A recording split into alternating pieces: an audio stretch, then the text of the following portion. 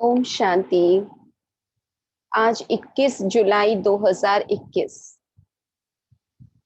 बाबा के महावाक्य है, मीठे बच्चे बाप आए हैं तुम बच्चों की अविनाशी ज्ञान रत्नों से झोली भरने। यह एक एक ज्ञान रत्न लाखों रुपये का है।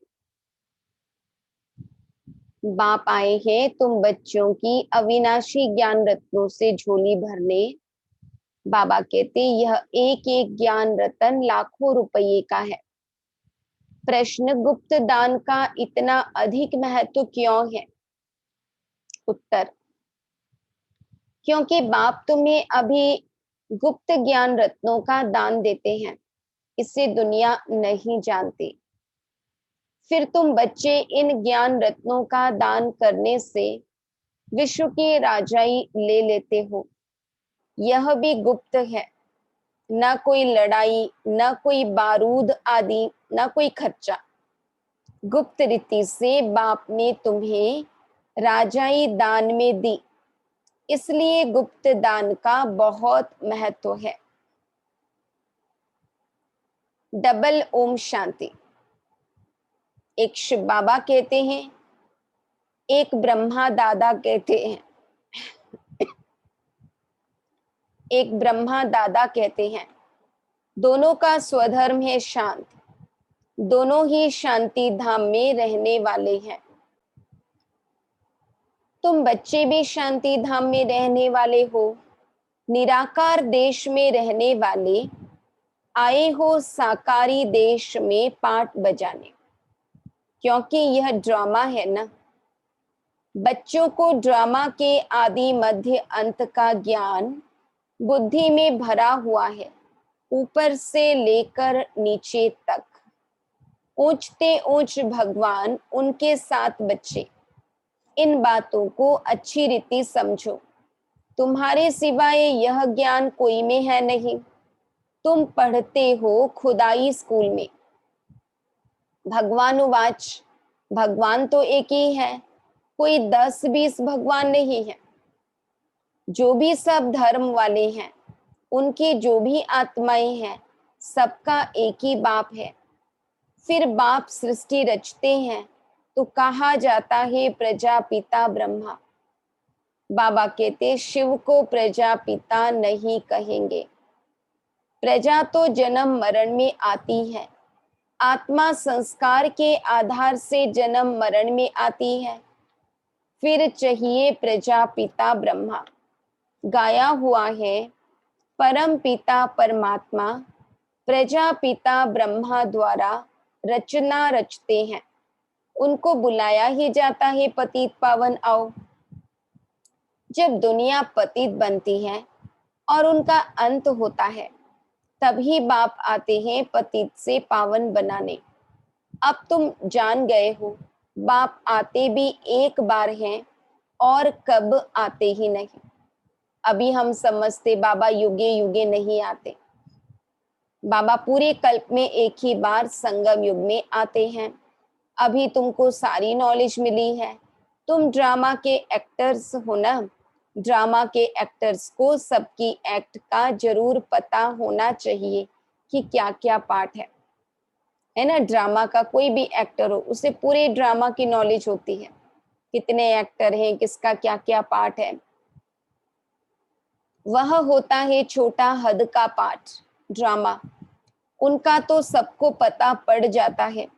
तुम भी देखकर आते हो, चाहो तो लिख भी सकते हो, याद कर सकते हो, छोटा सा होता है। बाबा कहते यह तो बहुत बड़ा बेहद का ड्रामा है, जिसको तुम सतयुग से लेकर कलयुग अंत तक जानते हो। अभी तुम बच्चे जानते हो, हमको बेहद के बाप से बेहद का वर्षा मिलता है, फिर हद के बाप से हद का वर्षा, हद की प्रॉपर्टी मिलती है। बाबा ने समझाया था, राजाएं जो बनते हैं वह अगले जन्म में दान पुण्य आदि करने से एक जन्म के लिए राजा बनते हैं।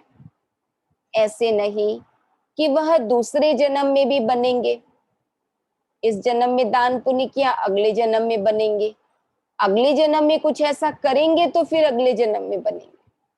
बाकी इस जन्म के किए हुए दान पुण्य के आधार पर अगले के बाद वाला भी जन्म बने, ऐसा नहीं हो सकता। बाबा कहते वो तो एक ही जन्म की प्राप्ति होती है। तो बाबा कहते ऐसे नहीं कि वह दूसरे जन्म में भी बनेंगे। तुम जो सतयुग में राजाएं महाराजाएं थे, ऐसे मत समझो कि तुम्हारी राजाई कोई गुम हो जाती है। बाबा कहते फिर जब भक्ति मार्ग होता है तब भी वह जास्ती दान पुण्य करते हैं तो वह भी राजाई में जाते हैं, परंतु वह फिर हो जाते हैं विकारी राजाएं। तुम ही जो पूज्य थे सो फिर पुजारी बने हो। वह होता है अल्पकाल का सुख, दुख तो सिर्फ अभी होता है। अभी तमो प्रधान में भी तुमको सुख है, कोई लड़ाई झगड़े की बात नहीं। यह तो बाद में आता है, बाद में होता है, जब लाखों के अंदाज में हो जाते हैं। बाबा कहते तब लड़ाई आदि शुरू हो जाती है। तुम बच्चों को तो सतयुग त्रेता द्वापर में भी सुख है। जब तमो प्रधान शुरू होता है तब थोड़ा दुख होता है। अब तो है ही सतो तमो प्रधान। बाप समझाते हैं यह है ही तमो प्रधान दुनिया। तुम जानते हो यह बेहद का ड्रामा है, इनसे कोई भी छूट नहीं सकता है। मनुष्य जब दुख में तंग हो जाते हैं तब कहते हैं भगवान ने ऐसा खेल क्यों रचा है। अगर भगवान रचे ही नहीं तो दुनिया ही नहीं होती, कुछ नहीं होता। रचता और रचना तो है ना, उनकी डिटेल भी है। सतयुग से कलयुग अंत तक बाकी थोड़े रोज है। बाबा कहते कलयुग की समाप्ति में बाकी थोड़े रोज है। तुम भी प्रैक्टिकल में देखेंगे, पहले से ही तो नहीं दिखाएंगे। 5000 वर्ष का बाकी थोड़ा चक्र है, वह अभी थोड़ी ही दिखा देंगे। जब होगा तब उनको भी साक्षी हो देखेंगे।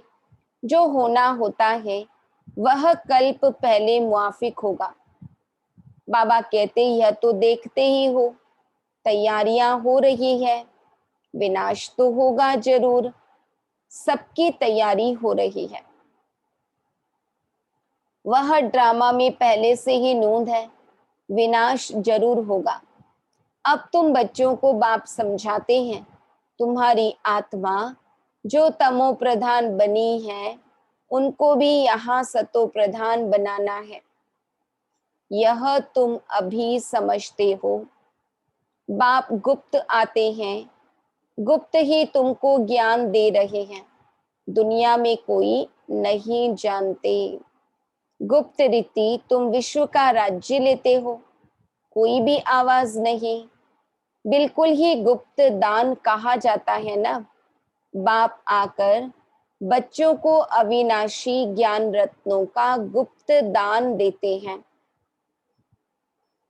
बाप भी कितना गुप्त है, कोई नहीं जानते हैं। यह सब कहाँ जाते हैं, ब्रह्मा कुमार कुमारियां क्या करते हैं, कुछ समझते नहीं। तुम बच्चे जानते हो बाबा कितना गुप्त है। तुम बच्चों को गुप्त विश्व का मालिक बनाते हैं। ना कोई लड़ाई, ना कोई बारूद, ना कोई खर्चा। यहाँ तो एक छोटा गांव लेने में ही कितने झगड़े मारा मारी चल पड़ती है। तो बाप आकर गुप्त दान देते हैं। दुनिया वाले कोई नहीं जानते बाबा क्या दे रहे हैं, कैसे दे रहे हैं, और हमारी झोली भर जाती है। अविनाशी ज्ञान रत्नों से तुम्हारी झोली भरते हैं। कहते हैं भर दो झोली, शिव भोला भंडारी। तुम जानते हो शिव बाबा हमारी अविनाशी ज्ञान रत्नों से झोली भर रहे हैं। तो एक एक रतन लाखों रुपये का है। तुम कितने रतन देते हो, फिर तुम कितने दानी बनते हो, वह भी गुप्त है। बाबा कहते वो बाकी सब स्थूल दान तो दिखाई देता है, लेकिन ये जो सूक्ष्म में हम दान करते ये दिखाई नहीं देता। देवताओं को कितने हथियार भुजाएं आदि दे दी हैं, वास्तव में है कुछ भी नहीं। सतयुग में देवताओं को इतनी भुजाएं आदि तो होती नहीं। कलयुग में कितने अनेक प्रकार के हथियार दे दिए हैं। विनाश के लिए बॉम्ब्स है, तो फिर तलवार बाण आदि क्या करेंगे? तुम कहते हो ज्ञान खड्ग, ज्ञान तलवार, तो उन्होंने हथियार समझ लिए हैं, है ना। इसलिए देवी देवताओं के हाथ में भी हथियार दिखाते हैं।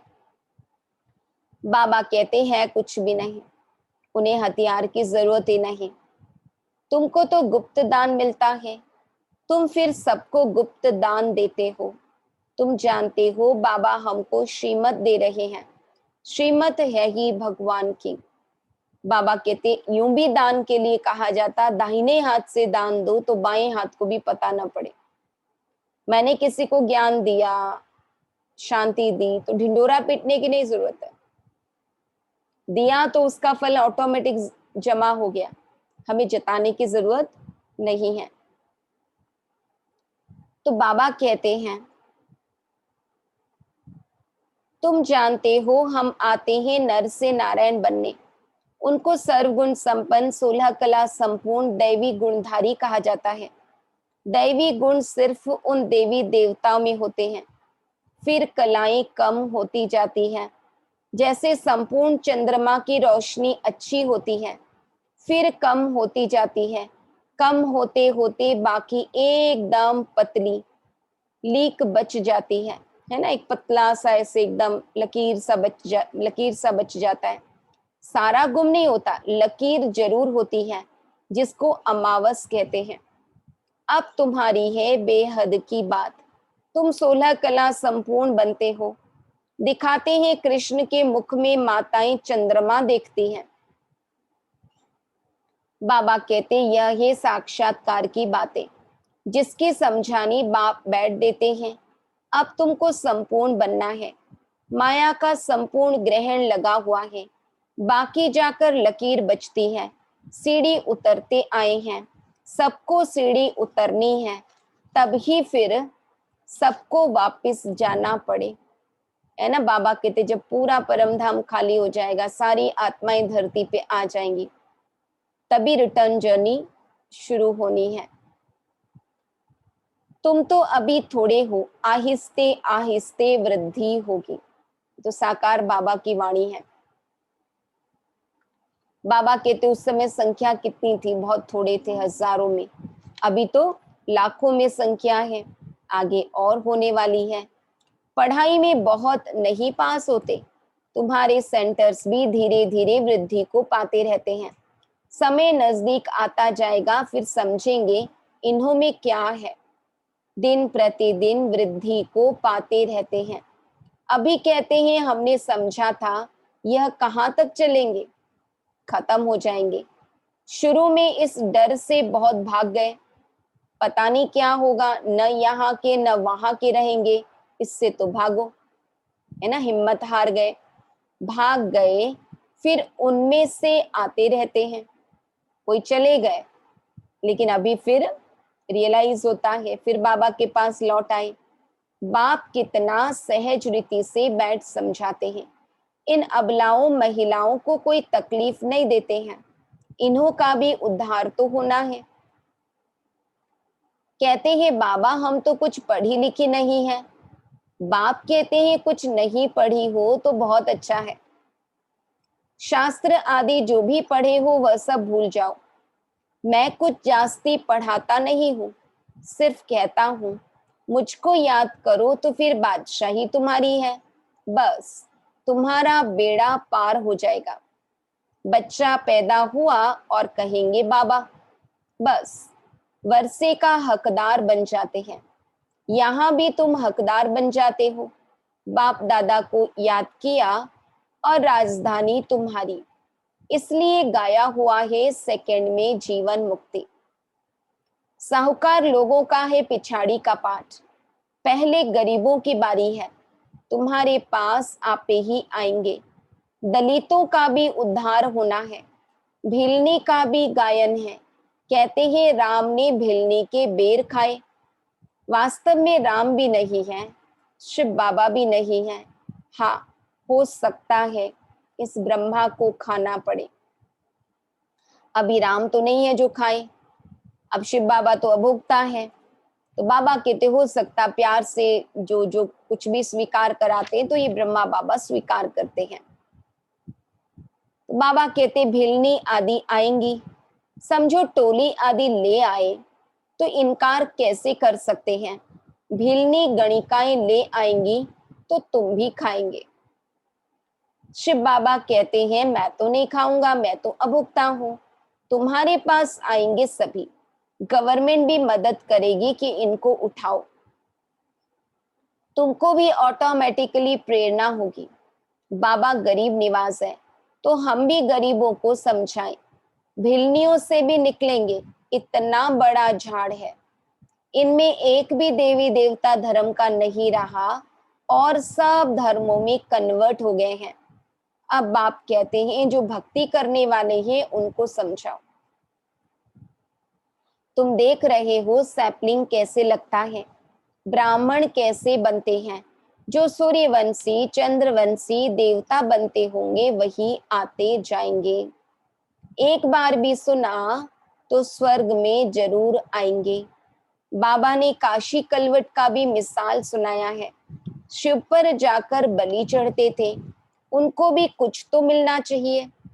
तुम भी बलि चढ़ते हो, पुरुषार्थ करते हो राजाई के लिए। भक्ति मार्ग में राजाई तो होती नहीं, वापिस कोई भी जा नहीं सकते। तो क्या होता है, उनके जो पाप किए हुए हैं उनकी सजा भोग चुक तो कर देते हैं, फिर नए सिर जन्म होता है। बाबा कहते नए सिर पाप शुरू होता है, बाकी रहना तो सबको यहाँ ही है। नंबर 1 में तुम ही हो, तुम ही 84 जन्म भोगते हो। सबको सतो रजो तमो में आना होता है। बाप कहते हैं इस समय सारी मनुष्य सृष्टि का झाड़ जर्जरीभूत हो गया है। मनुष्य तो बिल्कुल घोर अंधियारे में कुंभकर्ण की नींद में सोए हुए हैं। एक कुंभकर्ण नहीं, अनेक है। तुम कितना भी समझाते हो सुनते ही नहीं है। जिनका पाठ है वह पुरुषार्थ करते हैं और वही माता पिता के दिल पर चढ़ते हैं। बाबा कहते तख्त नशीन भी वही बनेंगे। कितनी बच्चियां पूछती हैं बाबा बच्चों को डांटना पड़ता है। बाप कहते हैं इसका इतना कुछ नहीं है। तुम पुकारते हो हम पतितों को पावन बनाओ, बाप भी कहते हैं काम महाशत्रु है। ऐसे नहीं कहा जाता क्रोध शत्रु है। माताओं में इतना नहीं होता है, पुरुष बहुत लड़ाई करते हैं। अब बाप ने तुम माताओं को आगे किया है, वंदे मातरम। नहीं तो माताओं को कहते हैं तुम्हारा पति गुरु ईश्वर है, उनकी मत पर चलना है। हथियाला बांधा फिर फट से पतित बने, या ईश्वर मिला उनको। बाबा कहते हैं पति से नाता जुड़ा और पतित बन गए, उन्हें ईश्वर कैसे कह सकते। अभी राम राज्य स्थापन होता है, बाकी सब मरते जाएंगे।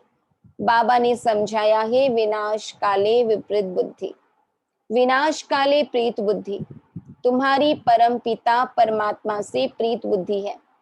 तुम्हारी आत्मा जानती है शिव बाबा इनमें आते हैं, इन द्वारा हम सुन रहे हैं। इतनी छोटी बिंदु है। शिव बाबा का यह टेम्पररी रथ है, इनके द्वारा यह रुद्र ज्ञान यज्ञ रचा है जो बढ़ता ही जाएगा। बच्चों की बूंद बूंद से तालाब भरता रहता है। बच्चे अपना सफल करते रहते हैं क्योंकि जानते हैं यह तो सब कुछ मिट्टी में मिल जाना है, कुछ भी रहना नहीं है। इतना तो सफल हो जाए। सुदामा का भी मिसाल है ना। बच्चियां बाबा के पास चावल मुट्ठी व 6-8 रुपया भेज देती थी। वाह बच्ची, बाप तो गरीब निवास है ना। यह सब ड्रामा में नूंद है, फिर भी होगा। बांधे लिया है। बाबा कहते हैं भाग्यशाली हो, शिव बाबा का हाथ तो मिला ना। एक दिन आएगा सब आर्य समाजी आदि भी आएंगे, जाएंगे कहाँ। क्योंकि सद्गति के लिए एक ही ठिकाना है। मुक्ति जीवन मुक्ति की हट्टी तो एक ही है, सजाएं खाकर सबको मुक्ति में जाना है। यह है कयामत का समय, सब वापस जाएंगे। बाबा कहते विनाश का समय है, सब आत्माओं को वापस अपने घर लौटना है। यह है साजन की बारात, कैसे बारात जाएगी वह भी साक्षात्कार होगा। गाया हुआ है शिव की बारात में लूले लंगड़े सब जाते हैं, तुम्हारे सिवाय और कोई देख न सके। जो अंत काल बाबा की याद में रहेंगे उन्हीं को बाबा साक्षात्कार के माध्यम से बहलाते रहेंगे। अच्छा, मीठे मीठे सिकी लधे बच्चों प्रति मात पिता बाप दादा का याद प्यार और गुड मॉर्निंग। रूहानी बाप की रूहानी बच्चों को नमस्ते। हम रूहानी बच्चों की रूहानी बाप दादा को याद प्यार गुड मॉर्निंग और नमस्ते। धारणा के लिए मुख्य सार, बाप द्वारा ज्ञान का जो गुप्त दान मिला है उसकी वैल्यू को समझ अपनी झोली ज्ञान रत्नों से भरपूर करनी है। सबको गुप्त दान देते जाना है। इस कयामत के समय जबकि वापस जाना है तो अपना सब कुछ सफल करना है, प्रीत बुद्धि बनना है, मुक्ति और जीवन मुक्ति का रास्ता सबको बताना है। वरदान, सत्यता की शक्ति द्वारा प्रकृति व विश्व को सतो प्रधान बनाने वाले मास्टर विधि विधाता भव। जब आप बच्चे सत्यता की शक्ति को धारण कर मास्टर विधि विधाता बनते हो तो प्रकृति सतो प्रधान बन जाती है, युग सतयुग बन जाता है, सर्व आत्माएं सद्गति की तकदीर बना लेती है। आपकी सत्यता पारस के समान है। जैसे पारस लोहे को पारस बना देता है, ऐसे सत्यता की शक्ति आत्मा को, प्रकृति को, समय को, सर्व सामग्री को, सर्व संबंध को, संस्कारों को, आहार व्यवहार को सतो प्रधान बना देती है। सत्यता की शक्ति द्वारा प्रकृति व विश्व को सतो प्रधान बनाने वाले मास्टर विधि विधाता भव। बाबा ने कहा आत्मा, प्रकृति, समय, सर्व सामग्री, सर्व संबंध, संस्कार, आहार व्यवहार सब कुछ सतो प्रधान बन जाता सत्यता की शक्ति के आधार पर। श्लोगन, योगी आत्माएं वह हैं जिन्हें प्रकृति की हलचल भी आकर्षित न करे। योगी आत्माएं वह हैं जिन्हें प्रकृति की हलचल भी आकर्षित न करे। शरीर में कोई बीमारी सिमारी हो तो भी उनकी बुद्धि हलचल में नहीं आ सकती। ओम शांति।